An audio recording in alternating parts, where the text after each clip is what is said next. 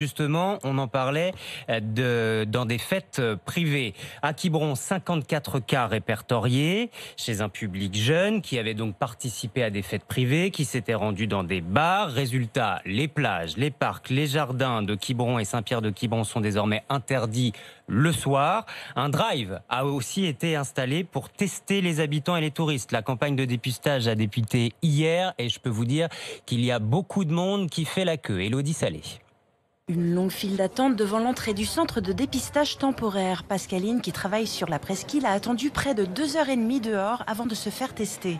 Pour elle, c'était indispensable. Je suis venue aujourd'hui parce que je suis saisonnière et que je rencontre beaucoup de monde et que je suis sortie entre le 13 et le 19 juillet. Donc mes patrons ils veulent savoir si je suis positive pour pouvoir savoir si je continue à travailler ou pas, tout simplement. Je fais attention, mais il y a quand même des risques partout en fait. On ne savait pas qui était porteur ou pas. Bien sûr, j'ai peur d'avoir pris des risques. Brévan, 20 ans, lui, veut se faire dépister car il a peur d'être contaminé. J'ai été en contact plusieurs fois avec des personnes soupçonnées d'avoir le Covid-19 et une personne qui a été diagnostiquée porteuse du Covid. Mais pourtant, même s'il estime faire attention, les gestes barrières sont parfois difficiles à respecter. C'est impossible.